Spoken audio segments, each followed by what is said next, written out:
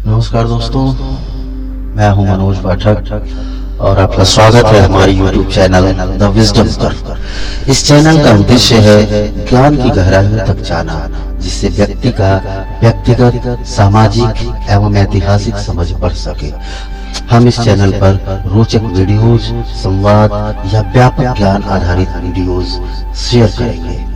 इसलिए अगर आप नई जानकारी प्राप्त करना चाहते हैं, मनोरंजन का आनंद लेना चाहते हैं, तो हमारे चैनल द विजडम को सब्सक्राइब करें और घंटी वाले बटन को अवश्य दबाएं, ताकि आप हमारी हर नई वीडियो सबसे पहले देख सकें।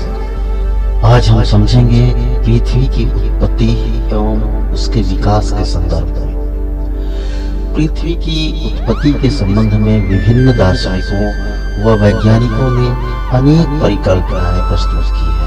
इनमें से एक प्रारंभिक एवं लोकप्रिय मत जर्मन दार्शनिक इमैनुअल कांट का है।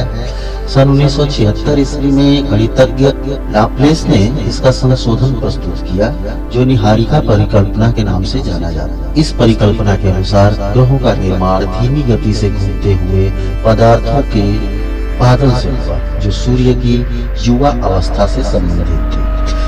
1950 ईस्वी में रूस के ऑटो श्मिट व जर्मनी के कार्ल वाइजास्कर ने निहारिका परिकल्पना में कुछ संशोधन। उनके विचार से सूर्य एक सौर्य निहारिका से घिरा हुआ था, जो मुख्यतः हाइड्रोजन, हीलियम और धूल कणों की बनी थी। इन कणों के घर्षण व टकराने से एक चपटी तस्तरी के आकार के बादल का निर्माण हुआ और अभिवृद्धि प्रक्रम के द्वारा ही ग्रहों का निर्माण हुआ। अंततः वैज्ञानिकों ने पृथ्वी व अन्य ग्रहों की ही नहीं, वरन पूरे ब्रह्मांड की उत्पत्ति संबंधी समस्याओं को समझने का प्रयास किया। आधुनिक ब्रह्मांड में ब्रह्मांड की उत्पत्ति संबंधी सर्वमान्य सिद्धांत वो बिग बैंग के सिद्धांत के नाम से प्रचलित है, जिसे विस्तारित ब्रह्मांड परिकल्पना भी कहा जाता है। 1920 ईस्वी में एडविन हब्बल ने प्रमाण दिए कि ब्रह्मांड का विस्तार हो रहा है, यानी ये एक्सपैंड कर रहा है। समय बीतने के साथ आकाशगंगाएं एक दूसरे से दूर हो रही हैं। आप प्रयोग करके जान सकते हैं कि ब्रह्मांड के विस्तार का क्या अर्थ है। एक गुब्बारा ने और उस पर कुछ निशान लगाए हैं, जिनको आप आकाशगंगाएं मान लें। जब आप इस गुब्बारे को फुलाएंगे तो गुब्बारे पर लगे ये निशान गुब्बारे के फैलने के साथ साथ एक दूसरे से दूर जाते प्रतीत होंगे। इसी प्रकार आकाशगंगाओं के बीच की दूरी भी बढ़ रही है और परिणाम स्वरूप ब्रह्मांड विस्तारित हो रहा है। यद्यपि आप पाएंगे कि गुब्बारे पर लगे चिन्हों के बीच की दूरी के अतिरिक्त चिन्ह स्वयं भी बढ़ रहे हैं, जबकि यह तत्व के अनुरूप नहीं है। वैज्ञानिक मानते हैं कि आकाशगंगाओं के बीच की दूरी बढ़ रही है, परंतु प्रेक्षण आकाशगंगाओं के विस्तार को सिद्ध नहीं करते। अतः गुब्बारे का उदाहरण आंशिक रूप से ही मान्य है। बिग बैंग के सिद्धांत के अनुसार आरंभ में वे सभी पदार्थ जिनसे ब्रह्मांड बना है एक अति छोटे गोलक के रूप में एक ही स्थान पर स्थित थे, जिसका आयतन अत्यधिक सूक्ष्म एवं तापमान तथा घनत्व। बिग बैंग की प्रक्रिया में इस अति छोटे गोलक में भीषण विस्फोट हुआ। इस प्रकार की विस्फोट की प्रक्रिया से बृहत विस्तार हुआ। वैज्ञानिकों का विश्वास है कि बिग बैंग की घटना आज से करीब 13.5 अरब वर्ष पहले हुई थी। ब्रह्मांड का विस्तार आज भी जारी है। विस्तार के कारण कुछ ऊर्जा पदार्थ में परिवर्तित हो गई।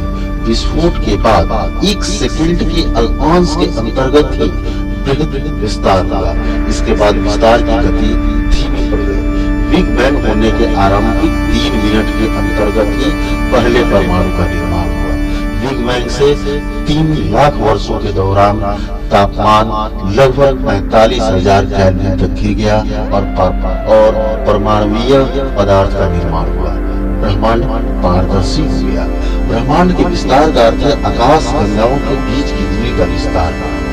हायल ने इसका विकल्प स्थिर अवस्था संकल्पना के नाम से प्रस्तुत किया। इस संकल्पना के अनुसार ब्रह्मांड किसी भी समय एक ही जैसा रहा।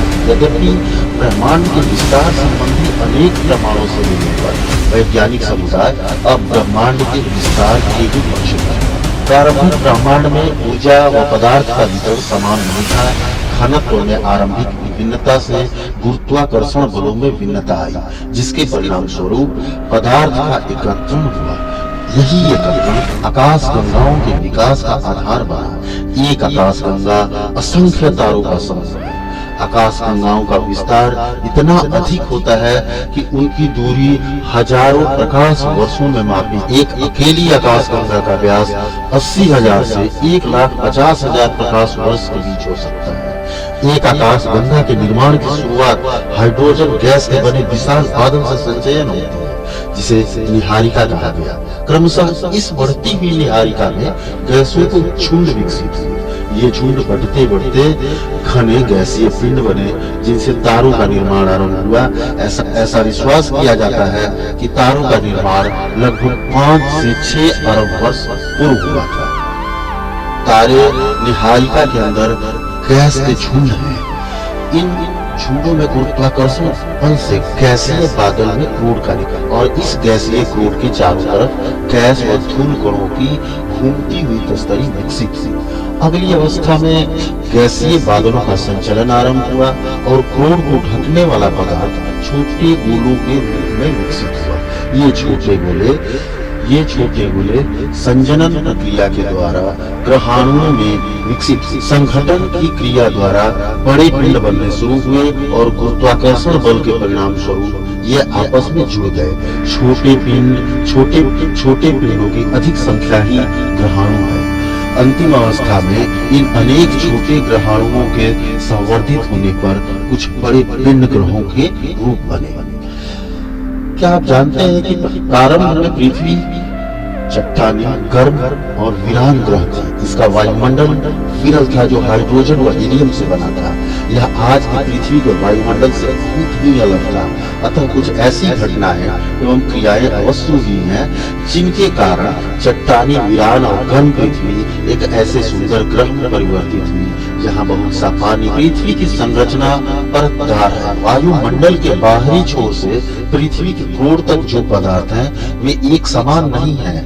वायुमंडलीय पदार्थ का घनत्व सबसे कम है। पृथ्वी की सतह से इसके भीतरी भाग तक अनेक मंडल है और हर भाग के पदार्थ की अलग विशेषताएं हैं। ग्रहाणु व दूसरे खगोलीय पिंड ज्यादातर एक जैसे ही घने और हल्के पदार्थों के मिश्रण से बने हैं। उल्काओं के अध्ययन से हमें इस बात का पता चलता है कि बहुत से ग्रहाणुओं के इकट्ठा होने से ग्रह बने। पृथ्वी की रचना भी इसी क्रम के अनुरूप हुई है। जब पदार्थ गुरुत्व बल के कारण संघत हो रहा था, तो उनका इकट्ठा होना पिंडों के पदार्थ को प्रभावित किया। यह क्रिया जारी रही और उत्पन्न ताप से पदार्थ पिघलने लगे। ऐसा पृथ्वी की उत्पत्ति के दौरान और उत्पत्ति के तुरंत बाद हुआ। अत्यधिक ताप के कारण पृथ्वी आंशिक रूप से द्रव्य अवस्था में रह गई और तापमान की अधिकता के कारण हल्के और भारी घनत्व के अंतर के कारण अलग हुए और इसी अलगाव से भारी पदार्थ पृथ्वी के केंद्र में चले गए और हल्के पदार्थ पृथ्वी ऊपरी भाग की आ गए।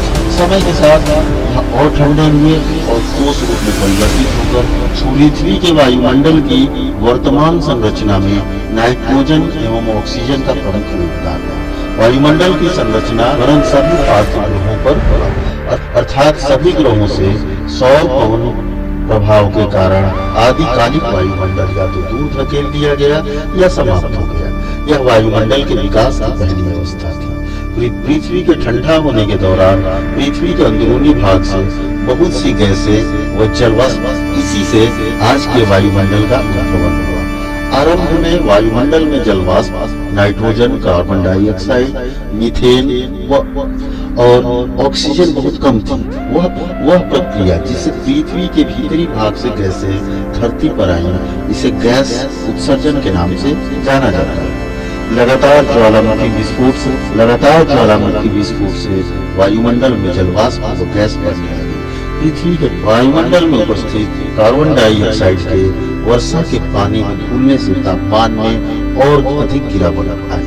फलस्वरूप अधिक संघनन व अत्यधिक वर्षा हुआ। पृथ्वी के धरातल पर वर्षा का जल पृथ्वी के धरातल पर वर्षा का भाग एक गर्तों में इकट्ठा होने लगा, जिससे महासागर बने। पृथ्वी पर उपस्थित महासागर पृथ्वी की उत्पत्ति के लगभग 50 करोड़ सालों के अंतर्गत बने। इससे हमें पता चलता है कि महासागर 400 करोड़ साल पुराने हैं, जबकि 380 करोड़ साल पहले जीवन का विकास आरंभ हुआ। यद्यपि लगभग 250 से 300 करोड़ साल पहले प्रकाश संश्लेषण की प्रक्रिया विकसित हुई। लंबे समय तक जीवन केवल महासागरों तक सीमित रहा। प्रकाश संश्लेषण की प्रक्रिया द्वारा ऑक्सीजन में बढ़ोतरी महासागरों की देन है। धीरे धीरे महासागर ऑक्सीजन से संतृप्त हो गए और वायुमंडल में ऑक्सीजन की मात्रा 200 करोड़ वर्ष पूर्ण रूप से बढ़ गई। पृथ्वी की उत्पत्ति का अंतिम चरण जीवन की उत्पत्ति व विकास से संबंधित है, जिस पर हम कभी अगले वीडियो में आपसे बात करेंगे। आज के लिए बहुत बहुत धन्यवाद।